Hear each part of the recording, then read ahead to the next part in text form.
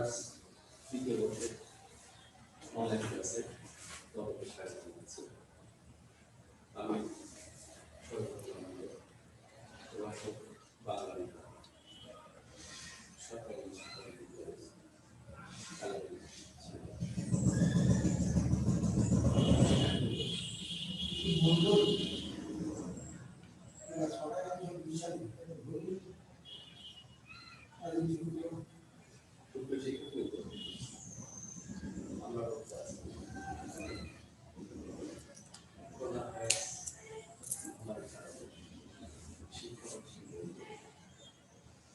এই আপত্কালীন সময়ে তোমাদের লেখাপড়া যাতে ক্ষতিগ্রস্ত না হয়, বাধাগ্রস্ত না হয়, এই জন্য আমাদের online class.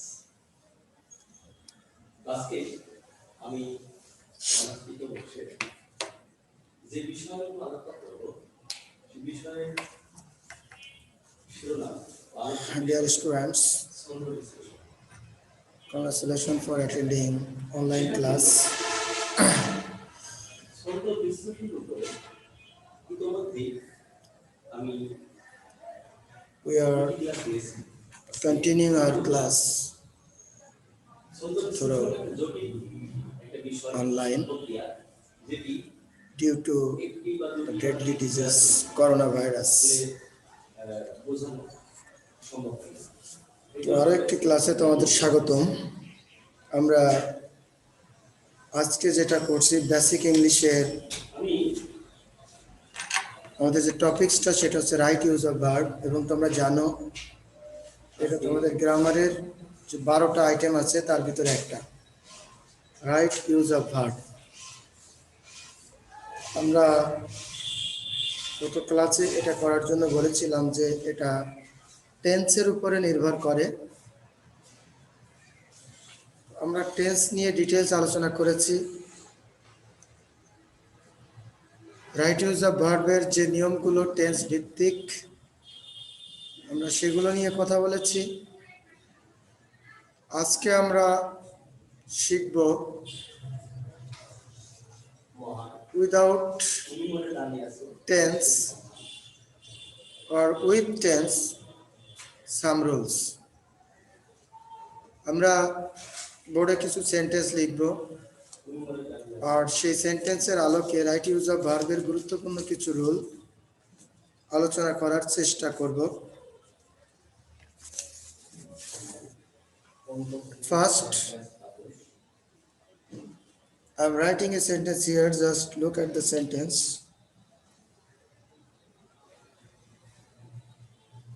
You had better speak the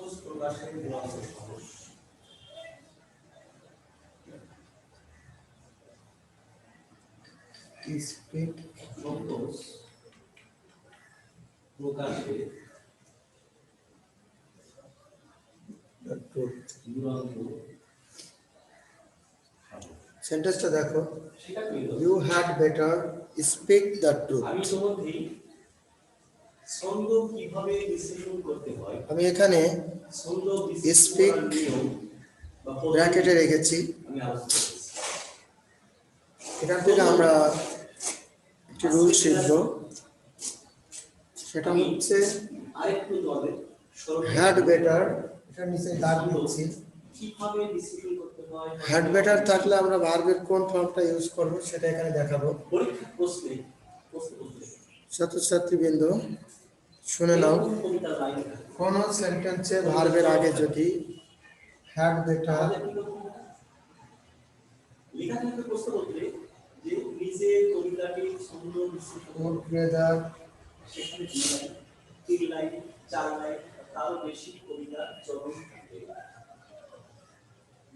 আমাদের প্রথমে যে বিষয়টি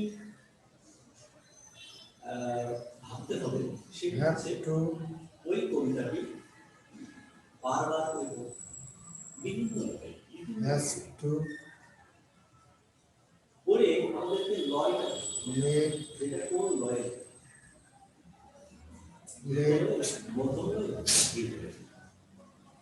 লয়টা বোঝার পরে আমাদের আরেকটা জিনিস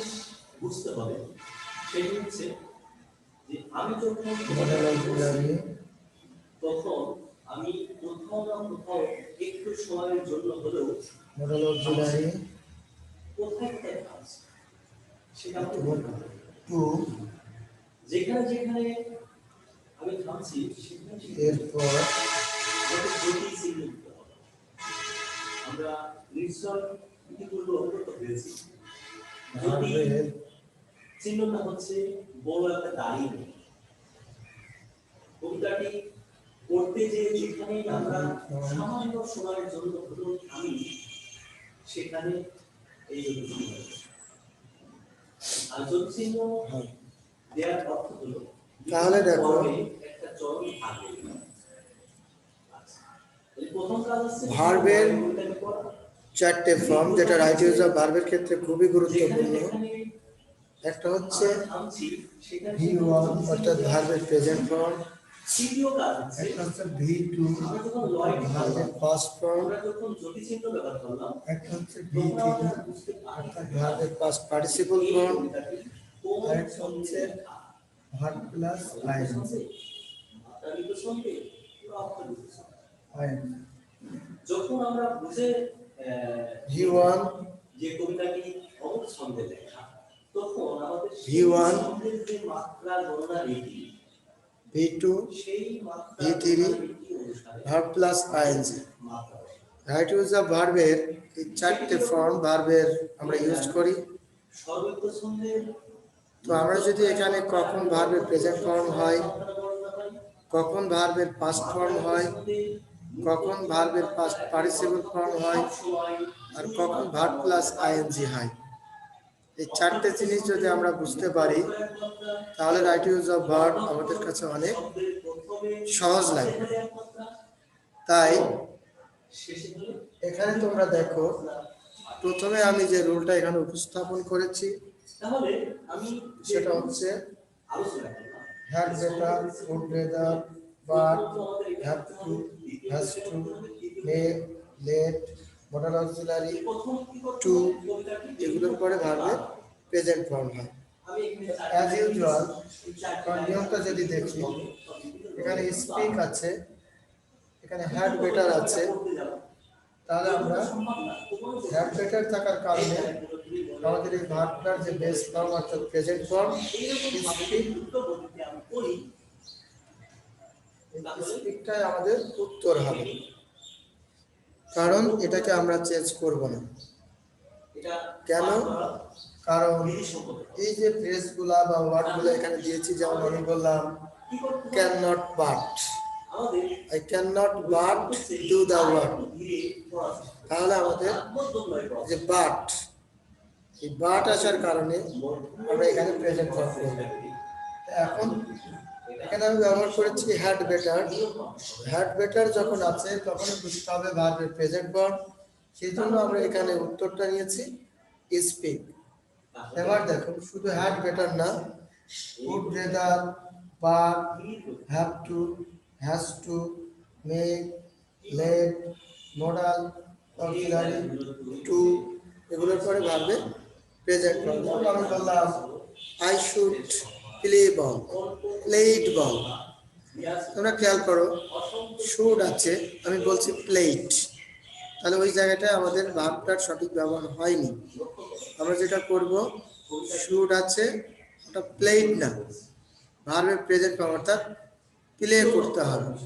তো dear students, right use of ভার্বের চারটে গুরুত্বপূর্ণ নিয়ম হচ্ছে ভার্বের প্রেজেন্ট ফর্ম, ভার্বের পাস্ট ফর্ম, ভার্বের পাস্ট পার্টিসিপল ফর্ম এবং ভার্বের সাথে আইএনজি।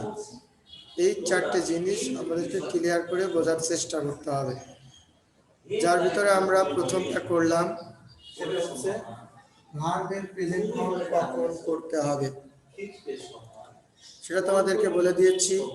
এখানে কিছু জিনিস লিখে দিয়েছি, যেমন had better, would better, but, have to, has to, have to, make, let, auxiliary verb, modal auxiliary verb এবং টু, এরপরে ভার্বের প্রেজেন্ট ফর্ম হয়।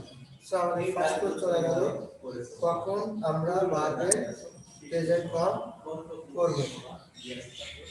অর্থাৎ এই চারটা রুল যদি আমরা করি তাহলে রাইট ইউজ অফ ভার্ব অনেকটাই পরিষ্কার হয়ে যাবে।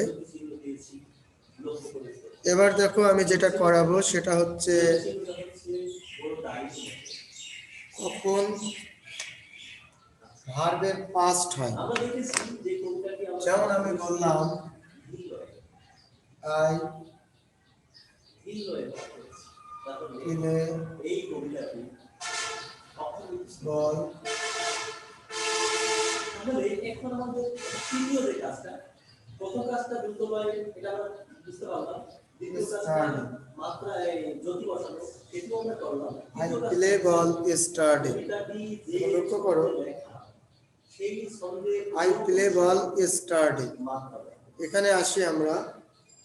আমি এখানে ভার্বটাকে দিয়েছি প্লে, কারণ এখানে আমরা একটা ওয়ার্ড লিখেছি ইয়েস্টারডে। অক্ষরিত সঙ্গে মাত্রা পুনরাবৃত্তির নিয়ম যখনই এখানে ইয়েস্টারডে আছে তখনই আমরা বুঝবো যে এটা পাস্ট, আর তখন আমাদের ভার্বের পাস্ট করতে হবে। মুক্ত অক্ষর এক অর্থাৎ পাস্ট নির্দেশক ওয়ার্ড ইয়েস্টারডে থাকলে ভার্বের পাস্ট হয়। তাহলে আমাদের এখানে উত্তরটা হবে প্লেড। দা রিড ড্রো প্লেড বল ইয়েস্টারডে, অর্থাৎ তুমি কখন ভার্বের পাস্ট হয়। আমাদের দ্বিতীয় টার্ম ছিল এটা, দেখো দ্বিতীয় টার্ম কখন ভার্বের পাস্ট হয়। তো আমরা বলেছি ইয়েস্টারডে থাকলে পাস্ট হয়।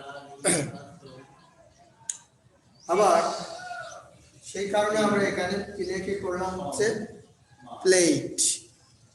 এবার দেখো আমরা এখান থেকে যদি এভাবে করি, ইয়েস্টারডে ছাড়াও আরো কিছু ওয়ার্ড বা ফ্রেজ আছে যেগুলো থাকলে ভার্বের পাস্ট করতে হবে। যেমন আছে ইয়েস্টারডে, ঠিক একইভাবে মনে করো ওয়ান্স, অথবা মনে করো ওয়ানলি,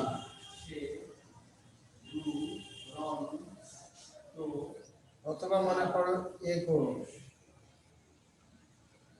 অথবা লাস্ট,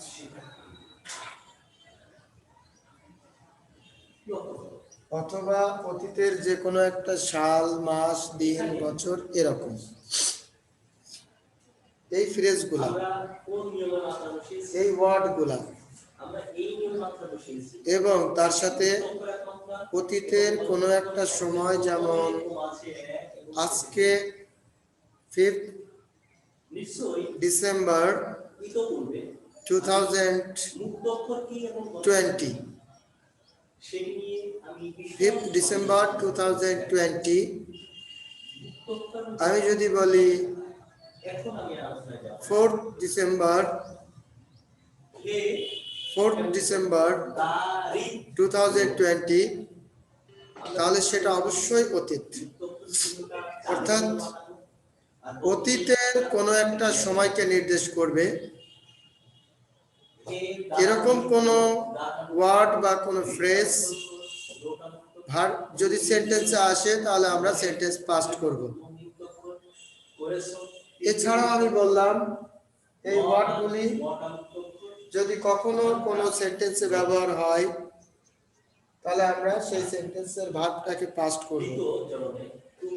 তাহলে আমার দ্বিতীয় পয়েন্ট ছিল কখন, when we will make the first form of verb, যখন আমরা কোন সেন্টেন্সে yesterday, once, one day ago, last ইত্যাদি এছাড়াও কোনো একটা ওয়ার্ড বা কোনো একটা চিহ্ন যেটা পাস্ট টেন্সকে নির্দেশ করবে, অতীতের ঘটনাকে নির্দেশ করবে, সেই ক্ষেত্রে আমরা ভার্বের পাস্ট করব। যেমন we get independence in 1971, আমরা 1971 সালে স্বাধীনতা পেয়েছিলাম। এখানে দেখো yesterday নাই, once নাই, one day নাই, ago নাই, last নাই, তারপরেও আমরা এটাকে পাস্ট করব কারণ 1971 সাল এটা অতীতের একটা সাইন, পাস্ট টেন্সের একটা সায়েন্স। এই জন্য আমরা এই ওয়ার্ডগুলো এবং তার সাথে অতীতের যদি কোনো ওয়ার্ড আসে যেটা পাস্টকে নির্দেশ করে, তাহলে আমরা সেখানে ভার্বের পাস্ট করব। Dear students, look at the sentence. I play ball yesterday. I play ball I play ball one day. I play ball 3 days ago. I play ball last month. এরকম যাই থাক তোমরা ভার্বের পাস্ট করে দিতে পারো। সো আমরা এখানে করেছি ভার্বের পাস্ট। তো আমরা উপরে 4টে পয়েন্ট দিয়েছি, কখন ভার্বের প্রেজেন্ট ফর্ম, কখন পাস্ট ফর্ম, কখন পাস্ট পার্টিসিপল ফর্ম, কখন ভার্বের সাথে আইএনজি। তো আমরা দুটো আলোচনা করলাম, একটা হচ্ছে ভার্বের প্রেজেন্ট ফর্ম কখন হয়, আর একটা দিয়েছি ভার্বের পাস্ট ফর্ম কখন হয়। তো আমরা এখন এটা থেকে বেরিয়ে যাচ্ছি এবং আমরা এখন জানবো কখন ভার্বের পাস্ট পার্টিসিপল ফর্ম হয়। ভার্বের পাস্ট পার্টিসিপল ফর্মটা কখন হয় আমরা দেখব। I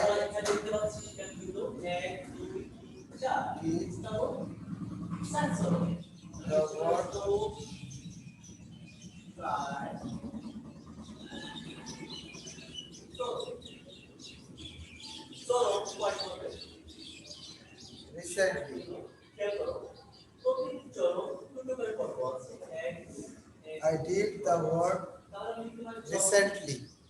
I have written here another sentence to understand you. The use of V3 or ভার্বের past participle form. কখন আমরা ভার্বের past participle ফর্মটা ব্যবহার করব। এখানে লক্ষ্য করো আমরা একটা ওয়ার্ড দিয়েছি recently.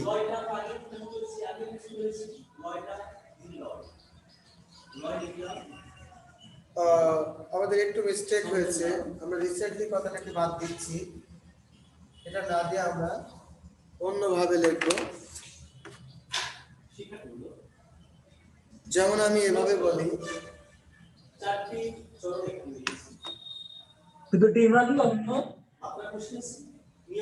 I get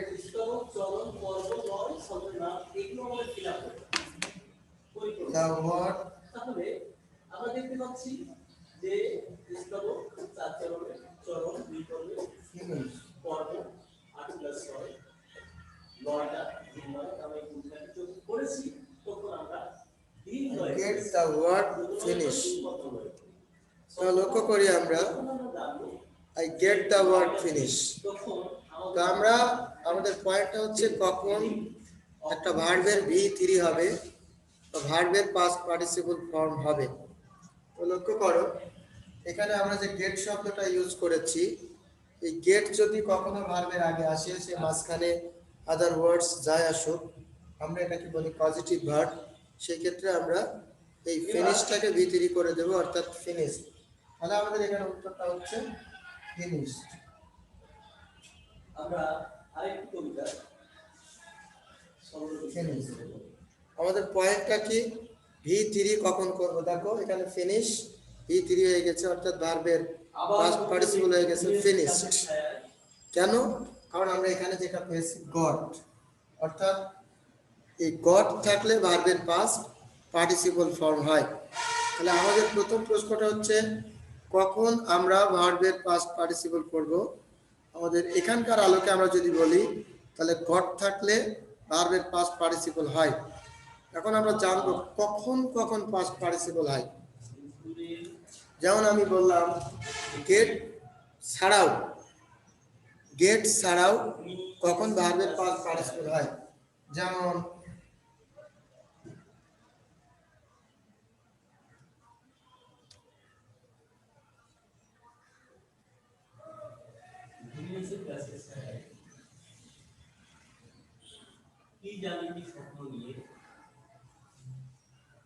am is আর was are এগুলো থাকলেও পাস্ট পার্টিসিপল হয়।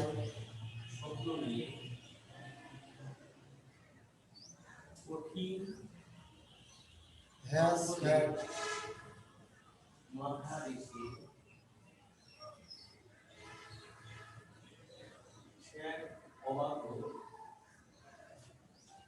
am is আর was are have has had having get got getting be to be modal plus be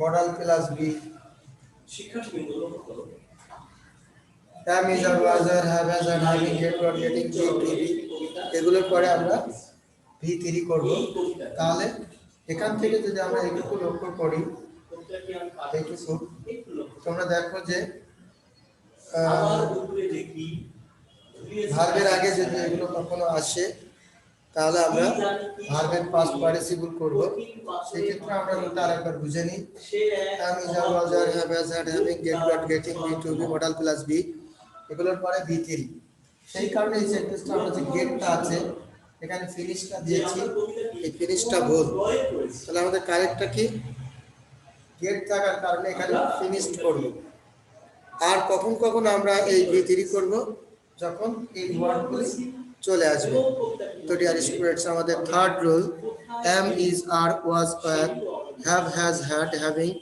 get got getting be to be modal auxiliary plus be যেমন shall be can be could be এগুলোর পরে মূল ভার্বে past participle হয় সেই জন্য আমরা এখানে মূল ভার্বের পাস্ট পার্টিসিপল করেছি এখানে গট আছে গেট আছে ফিনিশড করলাম তো আশা করি তোমরা রুলটা বুঝেছো আমরা এর পরবর্তী যে পয়েন্টটা ছিল আমাদের সেই পয়েন্টটা হচ্ছে কখন ভার্বের সাথে আইএনজি হয় একটা ভার্ব কখন আইএনজি হয় এখানে আমাদের এক নাম্বার পয়েন্ট গেছে দুই নাম্বার পয়েন্ট গেছে তিন নাম্বার পয়েন্ট গেছে আজকের 4 নাম্বার পয়েন্ট যেটা সেটা হচ্ছে একটা ভার্ব কখন আইএনজি গ্রহণ করে আমরা সেটা একটু জানার চেষ্টা করব যেমন আমি বললাম আই যে এই কবিতাটি পড়তে আমরা প্রতিটি চরণে একবার করে ফিলে যেখানে পেয়েছি সেখানে আমি এখানে ব্র্যাকেট দিচ্ছি এমটাকে মার্ক করছি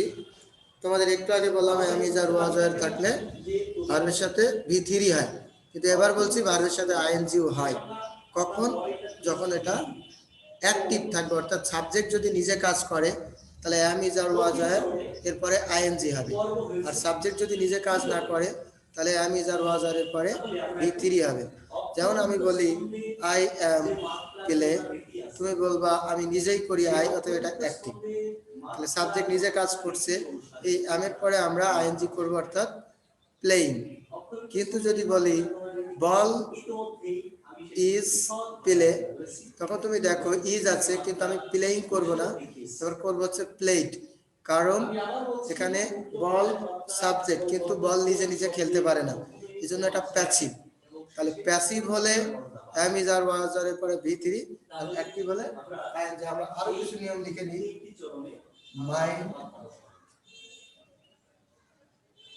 আবার হেল্প পূর্বে দেখি am is or was or mind help with a view to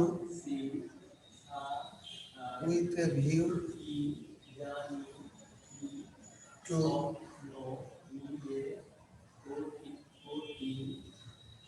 look forward to be used to be used to মানে হচ্ছে am used to is used to are used to এরকম যেমন I am used to play ball ওখানে আমরা লিখব playing কিন্তু যদি শুধু used to হয় তাহলে ভার্বের প্রেজেন্ট ফর্ম করব এগুলোর পরে ভার্বের সাথে আইএনজি হয় তো ডিয়ার স্টুডেন্টস আমরা আজকের যে ক্লাসটুকু করলাম সেটা ছিল ভার্বের 4টা ফর্ম ভার্বের প্রেজেন্ট ফর্ম ভার্বের পাস্ট ফর্ম ভার্বের পাস্ট পার্টিসিপল ফর্ম এবং ভার্ব প্লাস আইএনজি আমরা এখানে ডিটেইলস ব্যাখ্যা দিয়েছি উদাহরণ দিয়েছি ইনশাআল্লাহ আমরা নেক্সট ক্লাসে পরের থেকে করব তো তোমাদের সবাইকে ধন্যবাদ জানিয়ে আজকের ক্লাস শেষ করছি আল্লাহ হাফেজ সেটি হচ্ছে লক্ষ্য করার বিষয়